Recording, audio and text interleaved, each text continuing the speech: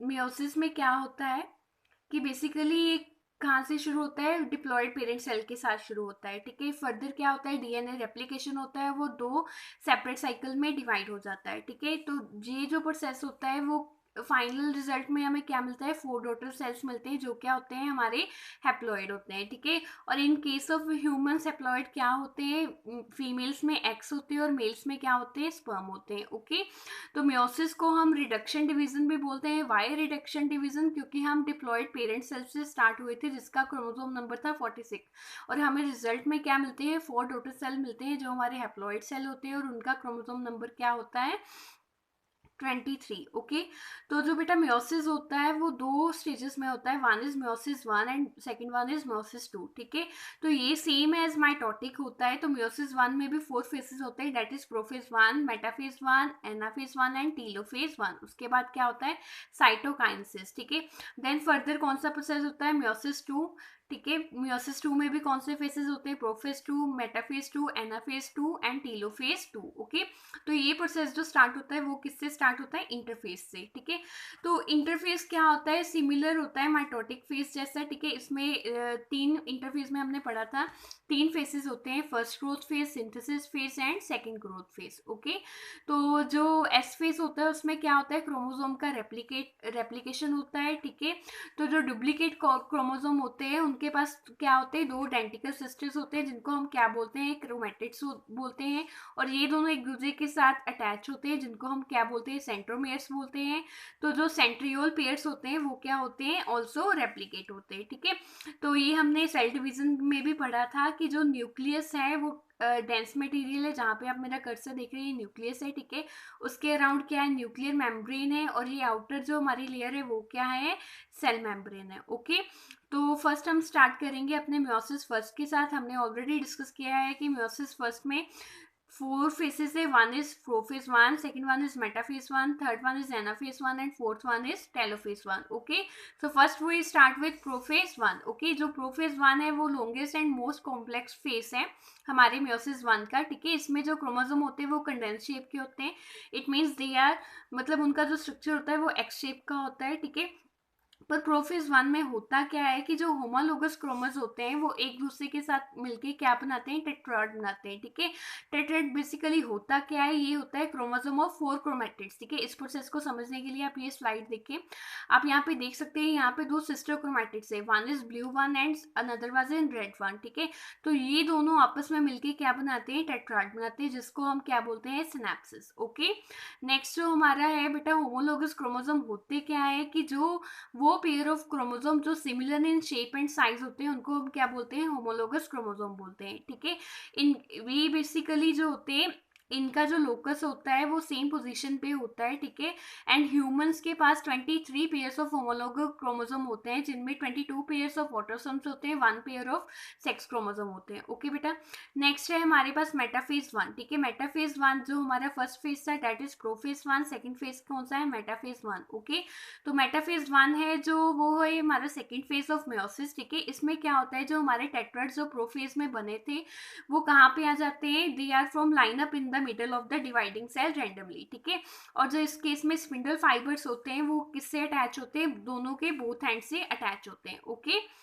Next है बेटा हमारा मेटाफेज के बाद third phase is anaphase one, okay.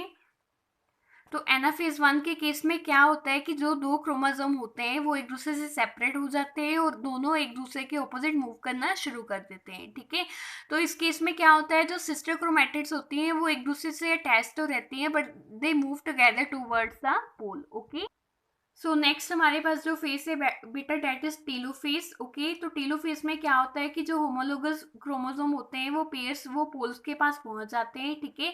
वो अपना माइग्रेशन भी कंप्लीट कर लेते हैं। इस केस में क्या होता है, जो स्पिंडल होते हैं वो डिसअपियर हो जाते हैं और जो न्यूक्लियर एनवेलप होता है वो दोबारा बनना शुरू हो जाता है, ओके बेटा। ये था हमारा मियोसिस वन, ओके, जिसमें हमने डिस्कस किया prophase one, metaphase one, anaphase one, telophase one, okay. Next है हमारा मियोसिस टू।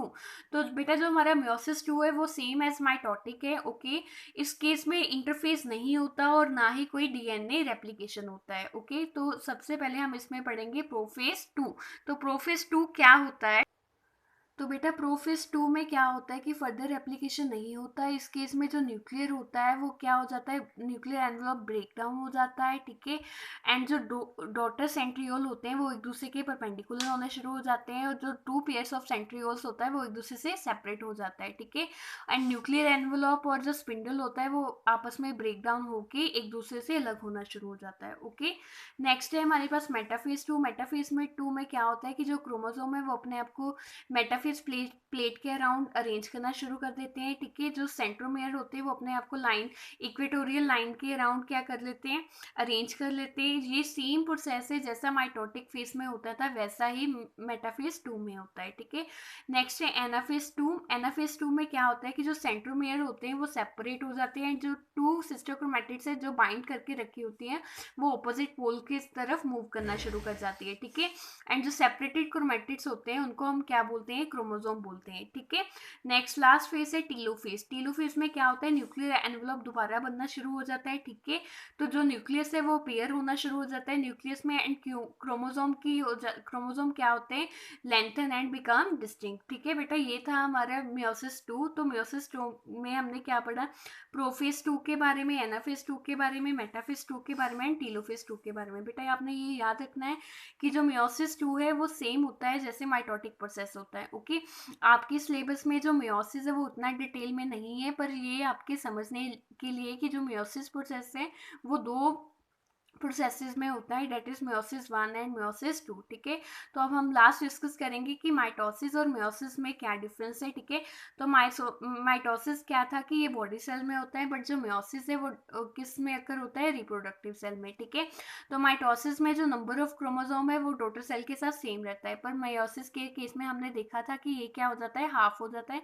इसी कारण से हम इसको क्या बोलते हैं, रिडक्टिव मायोसिस, ओके। तो जो माइटोसिस होता है उसमें जो डॉटर सेल होते हैं वो आइडेंटिकल होते हैं पेरेंट सेल के साथ, बट मियोसिस के केस में ऐसा नहीं होता, ठीक है। माइटोसिस में कितने डॉटर सेल बनते हैं हमने डिस्कस किया था, 2 डॉटर सेल बनते हैं, पर मियोसिस में 4 डॉटर सेल बनते हैं, ठीक है। नेक्स्ट है जो माइटोसिस है वो उसमें क्या होता है कि जो होमोलोगस क्रोमोसोम है वो एक दूसरे के साथ बाइंड अप नहीं होते, पर मियोसिस के केस में होता था। ये हमने प्रोफेज 1 में भी डिस्कस किया था जब सिनेप्सिस का प्रोसेस होता था, ठीक है।